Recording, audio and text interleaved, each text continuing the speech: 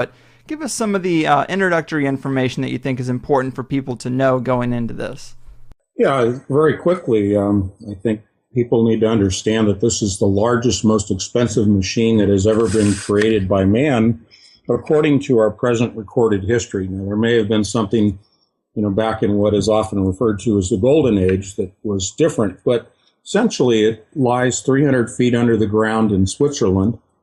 And this is a device that was, actually, they broke ground in 1954. And so it's been underway for about 60 years. 1998 is when they really started the public experiments that people have been following. And up until this point, they really haven't accomplished a whole lot, in my opinion, for all that money. So there's your start. Right. And it's pretty interesting. I mean, there are some strange things about it. Like you said, it is the most powerful, largest machine that we know of that's ever been built. I mean, that is something to take note of. Apparently, inside the tunnel where they're doing this particle acceleration and collision, it's actually colder than outer space in there. And that's pretty crazy. Yeah, it is, specifically within what they call the main ring. The main ring is the particle accelerator that gets all of the notoriety in the press. And it's 27 kilometers in diameter, and again, 300 feet below the surface of the Earth. And it spans across two borders, Switzerland and France. And the area that is the coldest is within the ring itself. Picture it as a hollow tube. They refer to it at CERN as the pipe. And within that area, they have magnets that are superconducting. And in order for them to be superconducting, they need to be cold, cryogenically cold with helium, down to almost absolute zero. And in fact, it is colder than outer space within the tubes of the main ring itself. In the tunnels are cold, of course, by merely their association with the pipe, but it's the pipe itself, the tube, the main ring, that is cryogenically cold.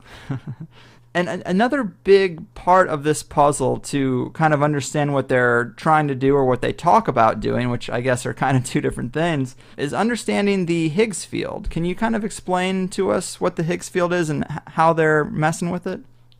Yeah, the Higgs field, and again, I'll present everything in a paraphrased form, and I'm really trying to make it as simple and clear-cut for everyone, because this is pretty much arcane theoretical physics. And the Higgs field is a theoretical model of what is typically referred to as dark matter and dark energy. So if you picture everything in the universe that we can see and touch and measure as being matter, that's about 4% of the known universe. The remainder is comprised of what they theoretically called dark energy and dark matter. The Higgs field, if we go along the lines of that theory, is really much like a matrix. And again, we hear that name used a lot because of the movie, etc. But it is really a fabric or a weaving or a matrix of what are known as weakly interacting massive particles, or WIMPs. And these are weakly interacting at the nuclear level, at the quantum level. Their interaction as far as nuclear force, their bonding force, is very weak. And therefore the Higgs field is, again, theoretically, capable of being opened or torn apart, much like a fabric is torn or the veil is parted. Do these WIMPs have any connection to the strangelets we hear about? They do, in the sense that they're quantum particles. Again, quantum particles are smaller than atoms. They are actually the building blocks that make up an atom. And when you're talking about colliding particles and shattering them and particles spinning off, you're talking about quantum particles that are spinning off from the larger atoms or protons specifically that are being collided.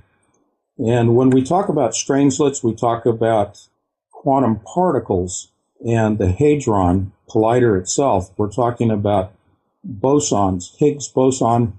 The boson falls into a family or a category of bosons, one of which is the Higgs boson, and therefore the Higgs field. And then strangelets are in there with it. Strangelets are a combination of two quantum particles. One is a quark and one is a gluon. And these bind together to form what are known as strangelets. And I'll try to keep my answers short. So when I stop, that's just an indication to you that I'm not going to run off at the mouth here. Right on. And these strangelets are concerning, though, to a lot of people, especially in the conspiracy circles. They have some qualities that seem like they could be pretty epic and pretty dangerous to be messing with, right? They are. When we talk about quantum particles, well, again, we are speaking of theoretical behaviors and theoretical possibilities. So what I'm quoting to you comes from the scientific journals. Right. I take all of my information from their sources. And again, their source you have to define as being theoretical in most cases. So the characteristics of strangelets. Number one, it is considered to be the most powerful explosive force in the known universe. And I'll explain that in just a moment. The other characteristic is that I call them the cousin of the black hole. They're the cousin to black holes because they exhibit much the same types of characteristics as black holes. Most people, when they think of a black hole, they think of it sucking in all matter, including light. The quark gluon condensate, or strangelet, also attracts matter. It does not attract light, but it does attract matter, other atoms to it. A strangelet also has the third characteristic akin to a black hole in that it is so heavy and so dense that it will penetrate out of the ALICE detector at the Large Hadron Collider where they're produced, through the floor, through the Earth, and come to rest at the center of the Earth. And there they can begin to attract other matter, other atoms to themselves. So those are the three quick overview characteristics. So, yeah, I mean, this is definitely something to pay attention to, theoretical as it might be. These experiments, the things we're talking about, you really only have to mess up once, and the whole Earth could collapse on itself in a worst-case scenario. The universe could unfold. A Big Bang could be created, in Switzerland, which is probably not the best place for a Big Bang to occur. Yeah, I mean, this is some serious, crazy power we're talking about. Yes, indeed. And oftentimes people get hung up on hearing about things like, well, when the collisions occur, there are tera-electron volts, 13 TeV being produced, and that we have these huge magnetic forces that are involved. And we can get into discussing all of those to define them, but this machine is extremely powerful. And I don't really want people to get dissuaded or led off on another path of listening to the scientists who are saying things like, oh, we've got it all under control. And yet at the same time, out the other side of their mouth, admit that there are two things that they're trying to achieve. One, create microscopic black holes. And number two, interdimensional portals. And that's all out in the public venue. Yeah, the interdimensional portal piece is such a fascinating piece. But before we dive too much into that, I wanted to ask you about the idea that this equipment might have electromagnetic or gravitic effects on the nearby environment or the Earth in that area. This is something I've heard you talk about a little bit recently. It ties into potentially current events. Is this something that should be a concern? Well, I think it should be. When we talk about CERN, I like to talk about the fact that things are occurring below at the quantum level, at the microscopic level, if you will, and also below the Earth. But there are things that are occurring above ground and outside the Earth itself.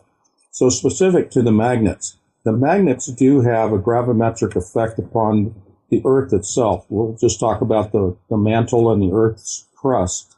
But it also has a direct effect upon our magnetosphere, or as I often like to call it, our shields that protect us from gamma rays and X-rays coming in from the cosmos. So there is a distortion that is readily visible on the satellites that monitor and the computer modeling that monitor our magnetosphere and our magnetopause. And those shields are being affected. They're being changed. The shape, the morphology of those shields are being changed. Every time we see the powering up of the superconducting, cryogenically cold magnets residing 300 feet below the Earth. So, yeah, it seems like CERN could definitely, what they're doing there could definitely be having an effect on the Earth. Do you think it has any connection to the recent Germanwings crash, perhaps? I've heard you talk about this a little bit. Yeah, I've really couched my statements regarding that because it moves into the realm of legal issues as to what I say, and I don't want to delve into that. But I do think that there's a theory. There's a theory that gravimetric waves could have an effect upon the avionics, the control systems and instruments of aircraft. But the reason that I don't think that this is the case with the Germanwings Airbus 320 that went down is because it was the only aircraft that went down.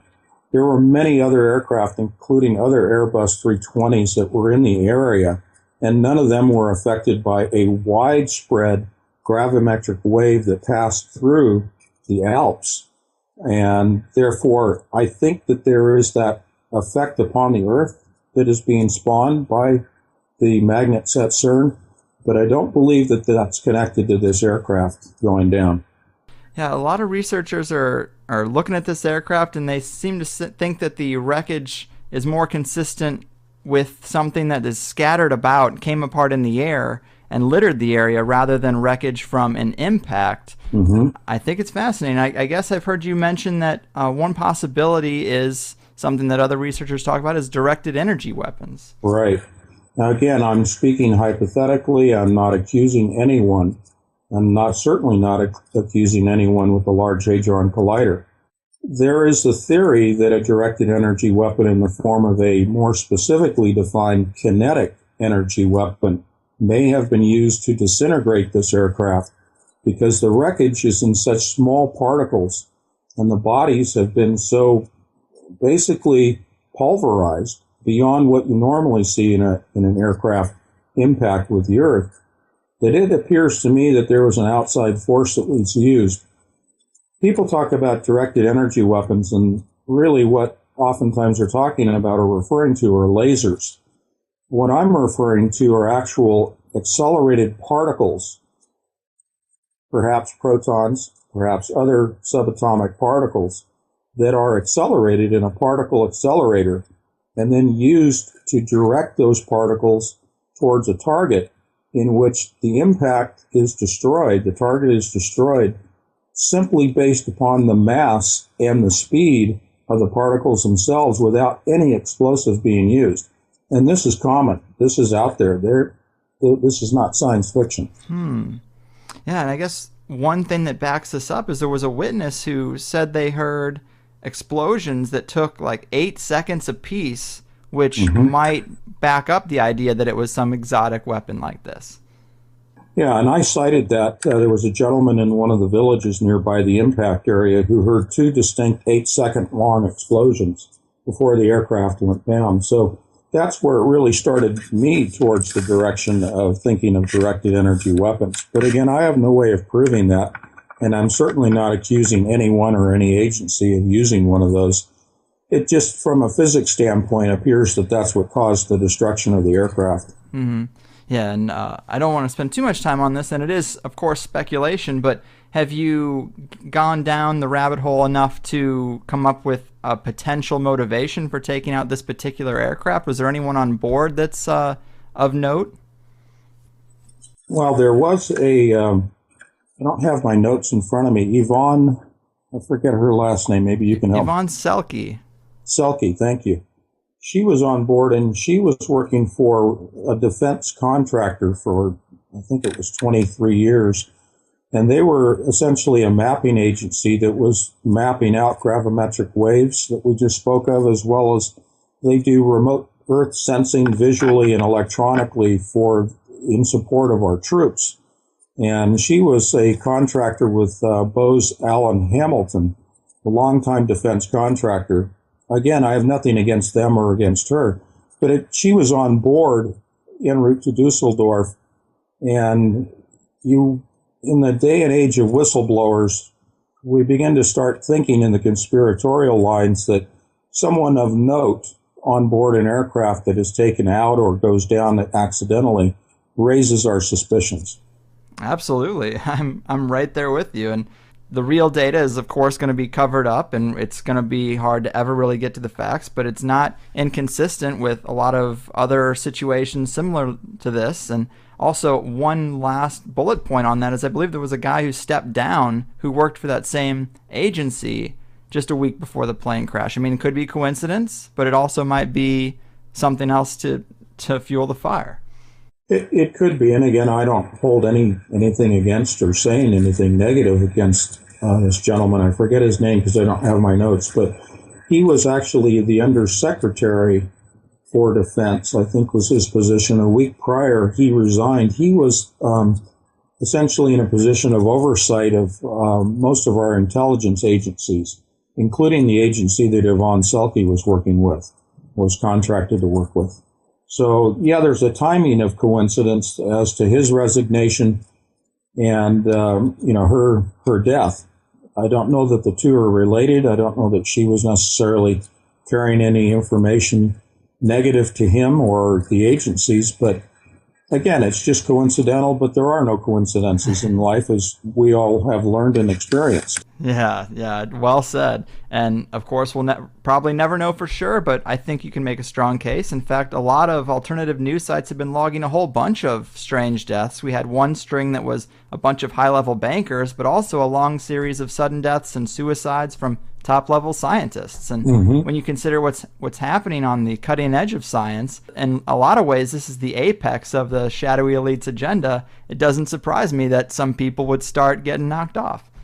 Well, it does concern me, too, and I do pay attention to those reports. Even though my head is buried in physics, I do try to pay attention to the rest of the world and world events that are going on.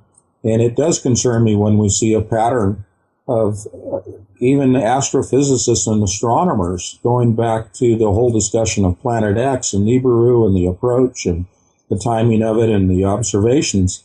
And, people that are trying to report their observations are being taken out. That's just disastrous.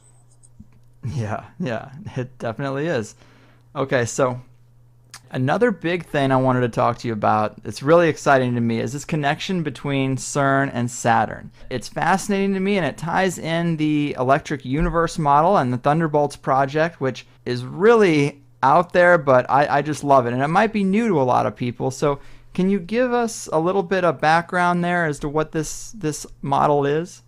It truly is out there. I mean, when I reached this conclusion from a physics standpoint, I thought I was losing my mind. I really did. I mean, I thought, okay, you've really gone over the edge on this one. Here's the sequence of events. I was looking at the physics with CERN. I was looking at a number of things in the cosmos that were going on. And I was looking at the ancient Sumerian writings, Babylonian art, things like that. And it became apparent to me that what CERN, the people that are promoting the project at CERN, beyond the physicists and the engineers, the folks that are really behind this, and I call this the nefarious agenda, are using occult practices, which we'll get into in a minute, but looking at the occult connections between CERN and the planets. And it became apparent to me that they were trying to reestablish some form of physical connection, or at least at a minimum, a line of communication with Saturn. And then I came across the Thunderbolts project. It was not the other way around. I had heard about the Thunderbolts project and the electric universe theory, but I had never gone to their site and really dug into it. Turns out one of the original founding members of Thunderbolts project lives 2 miles from my house. Huh. And we have a meeting next week set up to discuss this theory of mine, because they have not put together, to my knowledge, they've not put together the connection between the Large Hadron Collider and Saturn itself. So we're going to have a meeting of the minds next week. That's exciting. Well, I'll update you on that, and if you want, I'll elaborate on my theory a little bit here if you want me to go on with it. Absolutely, please do. Okay, essentially what it looks like is there is a attempt to establish what are known as Birkeland currents. These are electrical fields, 2 electric charge fields, that arrange themselves in a twisted or helical fashion, comprised of a electric plasma. And it appears to me that they are trying to project Birkeland currents to the southern pole of Saturn in the form of a twisted helix, a plasma conduit is what I call it, establishing a electric plasma conduit between the southern pole of Saturn and CERN itself. And the purpose of this, and again, this is where it gets really strange, if it isn't strange already, there are demonic entities, according to the occult, according to ancient writings. There are demonic entities that reside within the gaseous body of Saturn. And it is their agenda. This is not me. This is their material that I'm reading. It is their agenda to free those entities and bring them back to our plane of existence, to our world. And they will do that through a conduit established at the southern pole of Saturn. Man, I love this, and it does tie in a lot of different aspects, a lot of different threads in the conspiracy realm. So when I first heard you talking about this, I was like, wow, this could be the deepest depths of the rabbit hole. And as far out as it might seem, to double back just a little bit to the electric universe model, the premise or the idea is that electricity is a lot bigger part of our fundamental makeup of the universe than we are taught. And the reason why Saturn of all planets is because maybe in our previous age, this golden age, Saturn might have played a much bigger role in creating our environment, right? That is correct.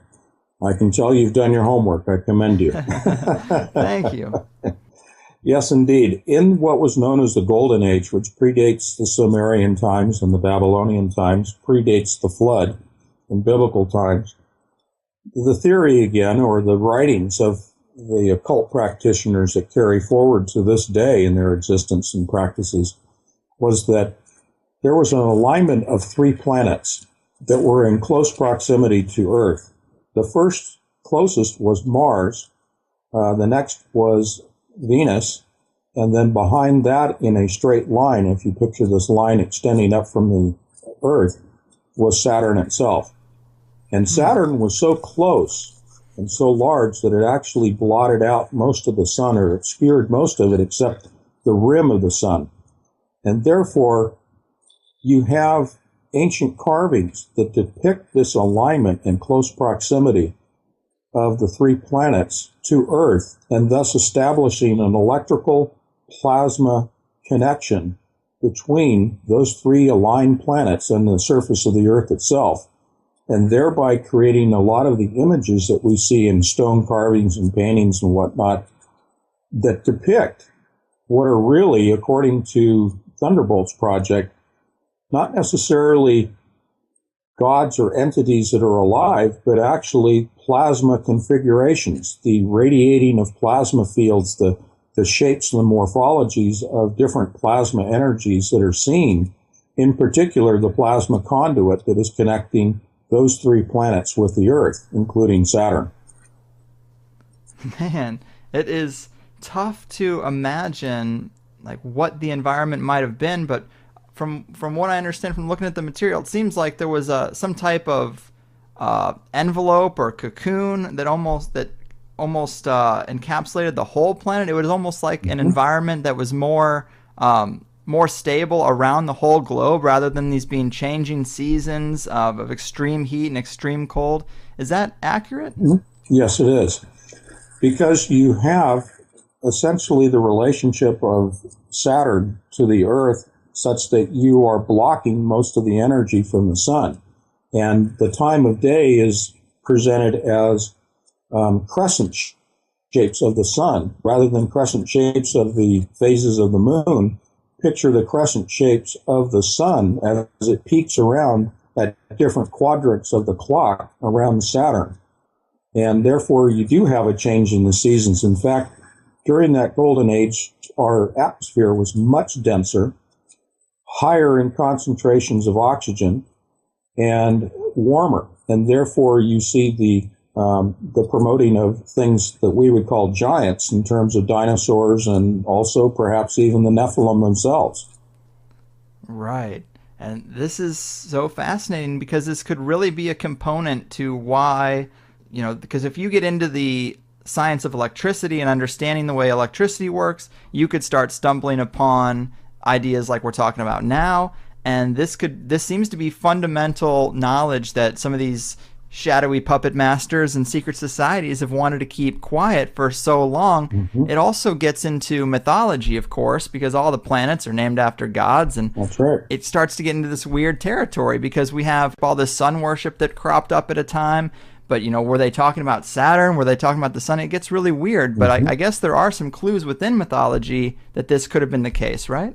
Absolutely there are. And I think if we put on a different pair of glasses, so to speak, and we begin to look at the universe through electric glasses rather than the gravimetric glasses that we have been taught, that is based upon Einstein's theory of the universe. All of our mathematics, all of our modeling of the universe, and all of our modeling of physics and how things at the quantum level behave are based upon a gravity model.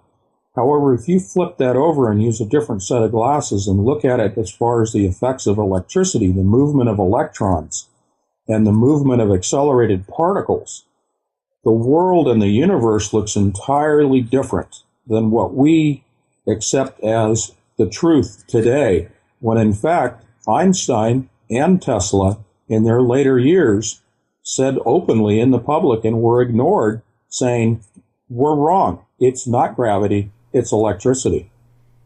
Right. And that's, again, an interesting component because when you look through history of things that have been covered up, one of the greatest scientists who focused on electricity, Tesla, he's been one of the most buried scientists, one of the most suppressed guys out there. Also, the UFO field and the technology for crafts seems to be in this electromagnetic realm. The Nazi bell apparently wasn't going into this realm. Mm-hmm. And so when you look at all the major themes of things that have been buried, it seems to be this knowledge of electricity in our universe. We channel it into these wires and put it in everybody's homes, and we consider that to be all electricity is, but clearly our environment is very highly charged and electrical. We have lightning, it's out there. Yeah, and if you go to I always think of as above, so below. Go back out to the cosmos. All of the planets communicate with each other through electricity. When we see things like comets, the tail of a comet, what we are seeing is actually the electrical plasma interaction between a nearby planetary or star that a comet is passing by. So if you picture a comet passing by our sun, as it comes into close proximity to the sun, it's not the gravity so much that is affecting and creating a tail in a comet. It is actually the electrical fields of positive, negative attracting one another and drawing electrical plasmas off of the comet itself. There's an interaction. And I'll give you another example. We see on the moon and other moons and heavenly bodies what we have always thought of as asteroid or meteorite impacts causing craters on the surface of the moon. Some of that is, yes, impacts. Most of it is plasma. Most of it is the actual arcing between heavenly bodies that are causing these dimples or these craters in the surface of these bodies like the moon or even asteroids themselves. Picture a carbon arc welder, a stick of carbon. And when he strikes an arc, if you look at that with a microscope, it looks just like the surface of the moon. Wow.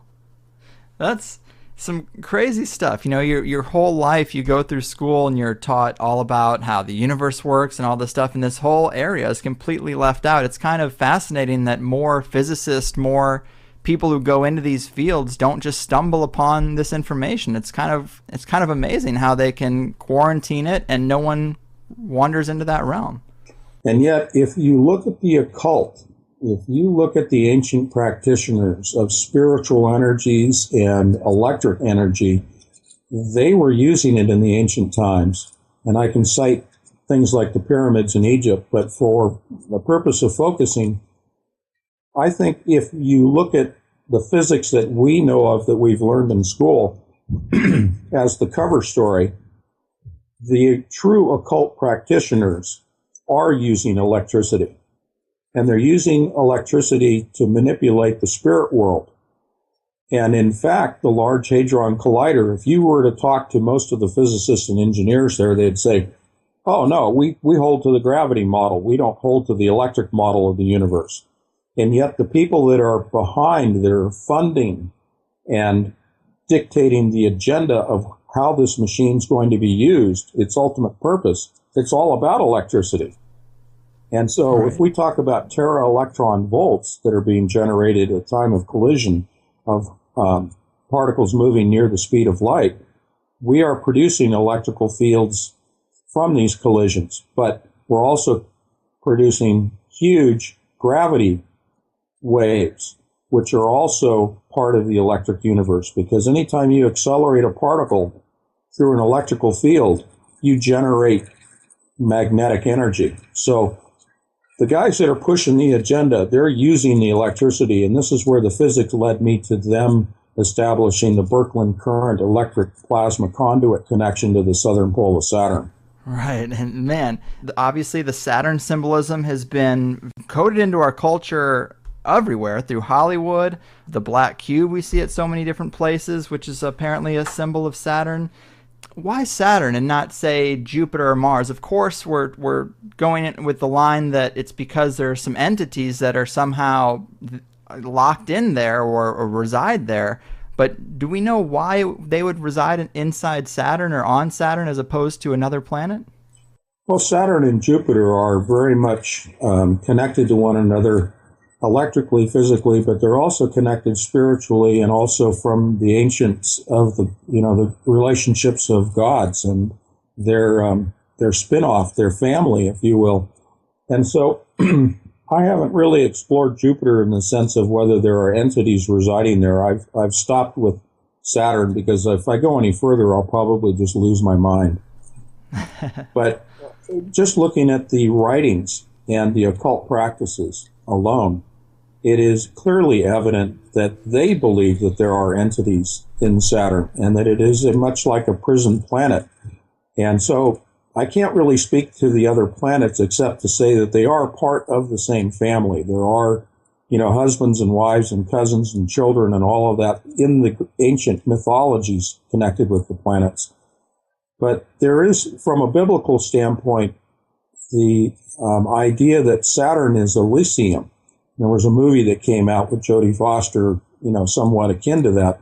But Elysium, spelled with an E, is Saturn. And in that description of Saturn, it is a prison planet, as well as the bottomless pit, the Earth, having its own share of demonic entities, hell, for example, residing within the Earth itself. It appears to me that there's going to be a joining of forces, that the forces that are trapped in Saturn will be brought to join up with the forces that are in the bottomless pit. And I'm sure you've heard of CERN and the LHC referred to as the key to the bottomless pit. And in Revelation, they talk about opening the bottomless pit and the scorpions and other entities coming up out of the bottomless pit. Yeah, it gets into some creepy territory for sure. And something I was just considering, in ancient times, of course, whether we're talking about the Bible, the Nag Hammadi texts, any mythology, it seems like they're talking about many gods, many beings. It seems like communication with entities was a much more regular thing. You read the Bible and miracles are happening, angels are appearing. There seems to be a lot more paranormal activity just in general. And then you come, you're in 2015 with a boring 9-to-5 reality and nothing weird ever seems to happen in your little bubble of control. And I'm curious, I wonder if the reason why this contact was so much more prevalent or seemed to be is because of our actual closer proximity to Saturn. Mm-hmm. Absolutely. I'm totally convinced of it. Wow. Man, so can you talk to us a little bit more about Saturn's poles? Because I think there's some things about the poles and their connection to CERN that are pretty fascinating. No, that's a great question. Many of your audience may have seen the video and the images, the GIFs of the northern pole of Saturn. The northern pole of Saturn, if you were to look down upon it and then overlay a schematic for a synchrotron particle accelerator, and you were to look at specifically the shape of several of the detectors within the Large Hadron Collider, which is a large synchrotron particle accelerator, you would notice that the hexagonal shape is identical, and that the movement of the clouds at the northern pole of Saturn, contra-rotating clouds, one spinning in one direction within and an outer ring spinning in an opposite direction, is exactly the same thing as what is occurring in the main ring of the Large Hadron Collider, with two opposing contra-rotating streams of particles of protons that then collide, which then generate synchrotron energies. The Large Hadron Collider is a mimic of, a model of, a replication of the northern pole of Saturn. Man, it gets weirder and weirder. You got a weird guy on the line here you're talking to. But to go back to the physics for just a moment, the northern pole, let's picture it as a synchrotron Large Hadron Collider. The southern pole is a spiral, and that is the opening.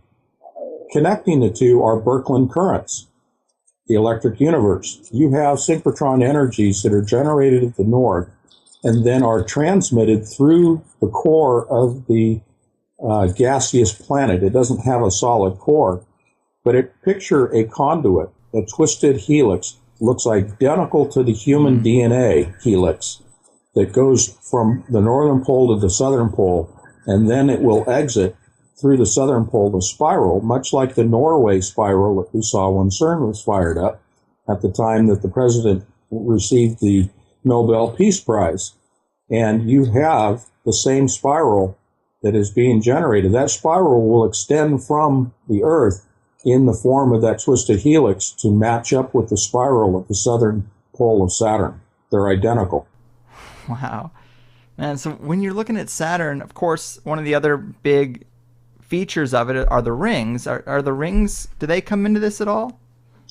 Now, the rings are much like what you see from the Large Hadron Collider when you're talking about gravimetric waves.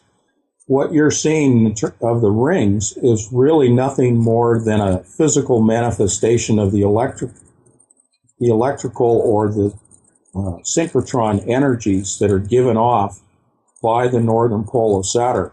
So they are generating electricity on Saturn that spins out in the form of rings that, because they're magnetic, because of the movement of particles, as I said, through an electric field, causes a magnetic or gravitational, if you will, but a magnetic force that brings in matter from around the planet.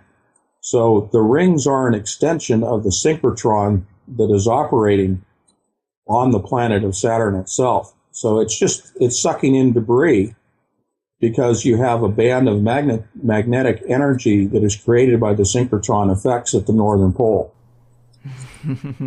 Wild stuff. Now, I've also heard you talk about this in the context of Jacob's Ladder, which is really what we are talking about, and that this is a story about a similar type of plasma conduit. Do you think that's what they were trying to write about? Yes. It's often referred to as the coming and goings of angels. And these are not the nice angels that we want to think about. These are the comings and goings of spiritual demonic entities that the occult believe that they can attract back to this planet. So it'll be a form of communication. It's perhaps a two-way conduit, but more importantly, it's a one-way conduit in the beginning. Yeah. Man, I love this area, especially when we're talking about non-human entities, because it seems like it's more and more apparent to me going down this rabbit hole that at the top of the pyramid, there's a powerful non-human influence. I mean, we've seen plenty of cryptic symbols and rituals over the years. We know that these secret societies go back as far as written history, and they've always been communicating with or taking orders from something. I mean, whether you say it's aliens, demons, fallen angels, reptilians, or even some archons is the new term people like, but to me it's all a different way to express the same kind of concept. I mean, maybe these beings are playing the long game. Maybe they've given these dark priesthoods the tools like fractional reserve banking and the court system and all these tools of control in exchange for, well, to put them in a position to where they actually have amassed enough power and resources to even build a portal maker like CERN. I mean, that could be their end game. It's like, the old motif of making a deal with the devil. It is the end game. And let's go back to Tesla for a moment.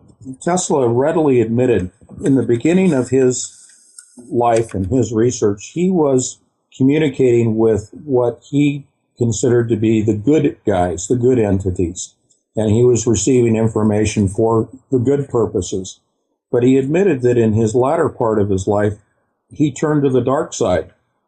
And he began to receive information from entities that wanted to change him from a person who was trying to help humanity to one that was trying to create weapons. What we see leaping forward to today in the Large Hadron Collider is an extrapolation of all of the research of Tesla that he received from the dark entities. Yeah, it's almost like our scientists are in some form of possession by these entities, and they're just tinkering away, trying to manifest their will. The part that's fuzzy for me in understanding some of this is why non-physical beings would have a physical location like Saturn. Yeah, and it's fuzzy for me too, because I'm not a practitioner of the occult. And I try not to go too far into that, only to see the surface of it and see what their intentions are, what they're willing to talk about. Because I'm right there with you. It's pretty fuzzy. Why would they be imprisoned there in the first place and not just on Earth, the Earth itself? And perhaps there are people in the audience that can send you information about that, because I haven't, and I choose not to go much deeper into the occult because of that. So I can't give you a ready answer. I can only say I've made some connections in physics. I've looked at some of the ancient, practices, and I've looked at the theory of the electric universe, and it makes sense to me. Mm-hmm. Oh, me too. And maybe we can detail a couple of those occult connections you've seen in terms of CERN. Of course, a lot of people have been talking about the strange dance ritual they did. A lot of people talk about the Shiva statue. Are there any other things you've seen in the subtext of what they're doing there that, makes the occult connections more obvious?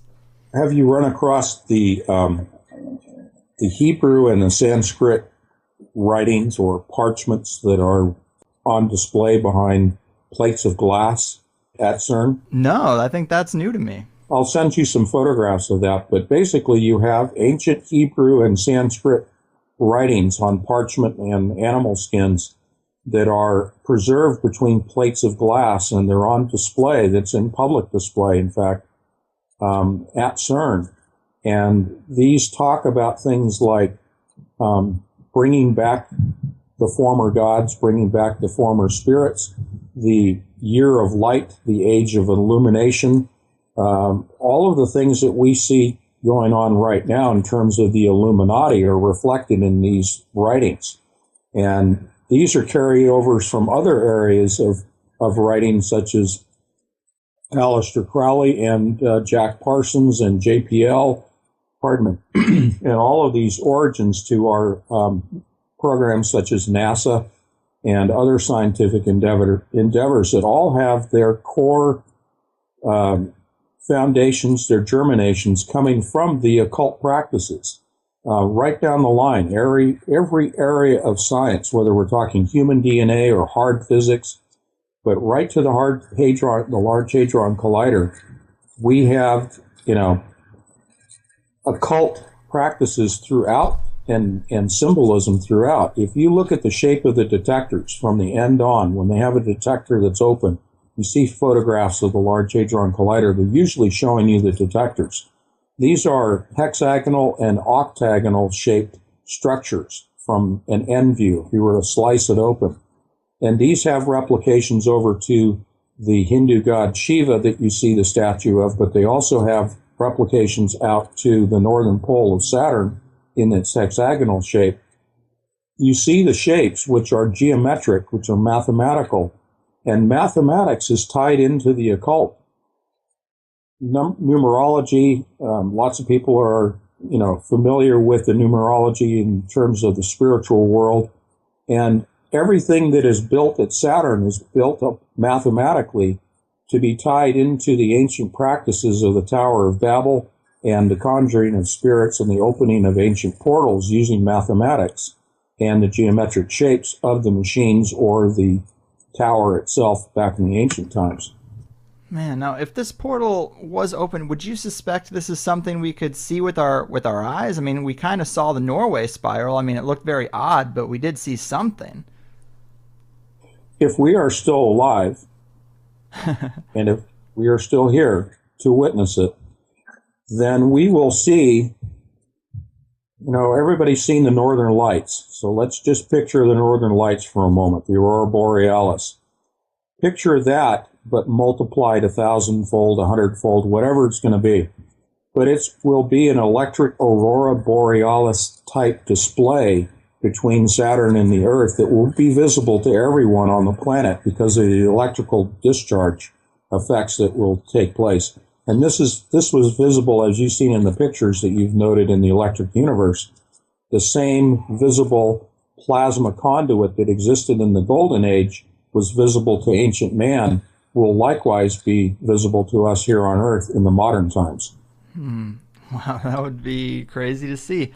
Now, when we look at ancient structures like the pyramids, we notice certain alignments to celestial bodies, and CERN might not need to be aligned in a similar way, but is there anything about its position or maybe the times that it's at peak performance that coincide with our position in the solar system, or really anything that can help us make this a stronger case that there is a Saturn connection? That's fascinating you bring that up because Tuesday I had a conversation with my good friends at End Times Matrix News, Chris and Tim. Chris is extremely knowledgeable in the ancients. Unbelievable how she keeps the family trees all in order. But I really encourage people to go to End Times Matrix News and go to the YouTube channel, go to my website. The same conversations are on my website. We have spent hours and hours and hours talking about all this stuff. And I'm not trying to take your audience away from you, Greg. No. I'm just saying that there's another resource for people.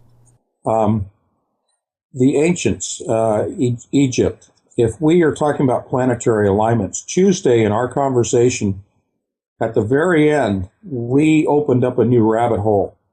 And we are presently researching this rabbit hole that has to do with the alignments of the Large Hadron Collider, the pyramids in Egypt, to be specific to pyramids, and also UC Berkeley, the Bay Area specifically. And I'll get into that in a moment.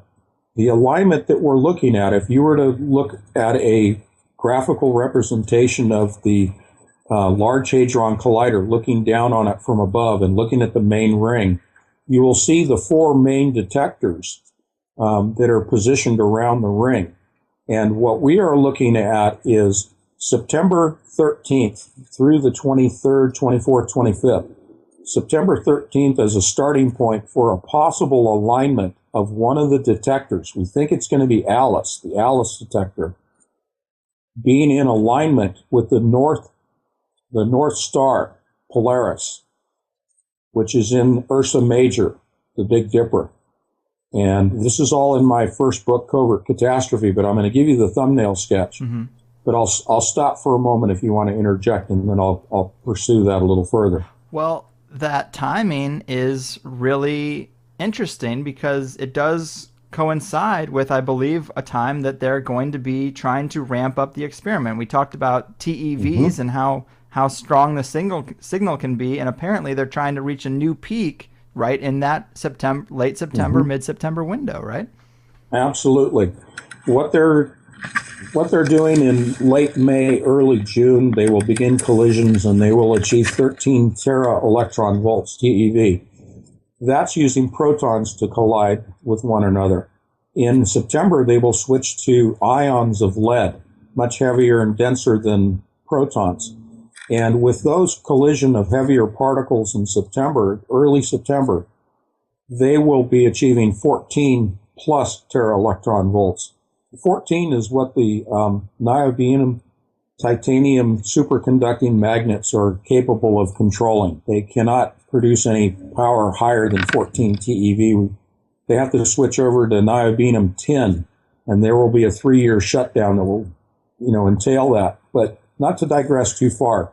Yes, 14 TeV, early September, they will be continuing the same power level through until almost Christmas, colliding particles of lead. And that does coincide with a number of things that I call coalescing of events. There's a coalescing of a lot of things happening in early September and all the way through September, spiritually, religiously, physics-wise, cosmology-wise. The timing is pointing to September. And the issue with the alignments that you started with is that I believe we will see the Alice detector where strangelets are produced coinciding and pointing to, in a triangulated fashion, to the northern star in Ursa Major, drawing out a triangle from the North Star to the Giza Pyramid and then over across the baseline to UC Berkeley and back out through from UC Berkeley, where they have a synchrotron particle accelerator, back through the Golden Gate Bridge in alignment with Ursa Major in September, possibly the 13th of September. Man, that is interesting. So are there any other aspects to the Berkeley connection outside of the alignment that make it a player in this little conspiracy? There are multitudes, and that's where I started my books, because I went to UC Berkeley. I grew up in the Bay Area. I'm in the middle of, I was, when I was growing up and going through college, in the middle of Lawrence Livermore Laboratory, the Human Genome Project in Walnut Creek, next door to the city of Lafayette, where I grew up, which is next door to Berkeley, where I went to school. And Berkeley is loaded, and the whole Bay Area is loaded with occult symbology. Let me give you one direct connection between Berkeley and the Large Hadron Collider, and that is the ESNet5, the Energy Systems Network. That is Internet 2. There are 160 laboratories around the world that are connected to CERN by way of this internet system, fiber optic, 100 100 gigabytes per second throughput, I think is it. But anyway, Berkeley is the hub of ESNet5, the distribution of data coming out of CERN and connecting 160 other laboratories, most of which have particle accelerators. And the hub of that internet system between the laboratories is controlled at UC Berkeley. Now, I'll give you, do you want the significance of why they're the hub? Absolutely. Okay, two things. One, it's the occult center for everything that's going on scientifically in the world. Berkeley and the Bay Area, where the Silicon Valley is located, Google, Ames Laboratory, NASA, Lockheed, everything that is going on in the physical occult world is happening in the Bay Area. And this is new information you're getting out of me today. Okay? I haven't presented this on any of the other shows I've been on. Wow. Now, the physics standpoint, if you will, is the control of the distribution system at Berkeley, the hub, is there because it's in physical proximity to Google and physical proximity to D-Wave Corporation. I hope I don't get sued for this. But D-Wave Corporation is the manufacturer of the adiabatic quantum computer. The latest model is the 2048, which is part of my title of my book. Model 2048 came out a couple of weeks ago, well, actually about 3 months ago. It has the equivalent processing power of 7 billion human brains, and it is artificially intelligent. That's connected to Berkeley, the hub, the ESNet5, interlinking the 160 laboratories around the world directly to the Large Hadron Collider. And that's new information. Damn, that is quite a serious connection. Oh, wow, man. So, yeah, I guess a lot of countries are invested in CERN. I mean, a lot of them are involved, but how many people could really be in the know about this secret agenda? Well, I always say that the physicists and the scientists, I hold no ill will towards any of those people. In fact, I really feel sad for them because they have been deceived. They have bought into the grand deception of the New Age movement that what they truly believe, they are doing positive humanitarian work and that they are going to promote the ascension of man to a higher level of evolution, to a higher level of existence, and that they are going to recreate the Garden of Eden here on this earth, that they're going to terraform this earth, and they are going to change man, and that we are going to eliminate war and poverty and all the other ills of our life through the work that they're doing to open the portal and bring in what they believe to be benevolent ancestors from the stars. They believe that we are products of panspermia, that we are going to be helped by our ancestors to achieve a higher level of existence of peace and nirvana. How wrong they are. Yeah, and that's another great element of this whole thing is since the 60s, since the 40s, really, since Roswell, people have been talking about the secret space program is just a couple of decades ahead of us, and what they have is way more advanced than what we have. But we're kind of getting to the apex here where the secret technologies are spilling out into the mainstream, but they're just lying about what they're there for. And as the end game approaches, they're getting way more bold about being like, I don't care if you know what we're doing. Like, we're doing it. We're That's already right. here. We're at the finish line. That's right. And I think we need to look at September. There's going to be a lot happening between now and September. A lot happening. But I really think we need to look at September as their time frame, their marker as to absolutely incredible things that are going to happen that I will encapsulate down to just saying, I think that's when they're going to open the portal. Yeah, I mean, September's been a big deal in the past. We know that. Also, a lot of researchers talk about the equinoxes, and we're probably getting to, some type of the fall equinox, I believe, is somewhere in there. But Yep. yeah, Yep. it's interesting. Definitely a time to watch. But wow, man, we've been all over the map. I guess that does it for us. I could do it all day, but I really do love the electric universe theory and the Saturn tie-in. I think you're really onto something, man. But before I cut you loose, would you like to tell the people where they can follow up on your work and also get your books, which thanks for sharing those with me. That they're awesome, and fiction, of course, is a great way to get complex concepts across, and that's what your books do, and they do a great job, so I do appreciate that too. I had a good time with them, but definitely let the people know a little bit more. Okay. Well, thank you. My website is Anthony Patch. That's Patch, anthonypatch.com. You can buy my books through there. The two novels are $5 a piece. I'm not making a bunch of money on this. It just helps defray some of my costs. And the first part of my companion book of science is $2, and the other two parts will be coming out soon. I have been blocked on Facebook this week. My Facebook pages were Anthony Patch as well as Tony Patch. I'm now available at James, my middle name, James Patch. So Facebook, I'll rebuild everything as I have time on Facebook. It's just crazy. Yeah. But they're going after me right now. And for the time being, I still have a YouTube channel, which is Anthony Patch. And all of my interviews with End Times, Matrix News, and other venues such as the Higherside chats are all available on there. I really appreciate it if people will purchase the books and support what I'm doing, but I'm not in it for the money.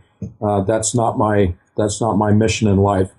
And the other part is the books themselves, because they are novels, I consider them to be a buffet of topics.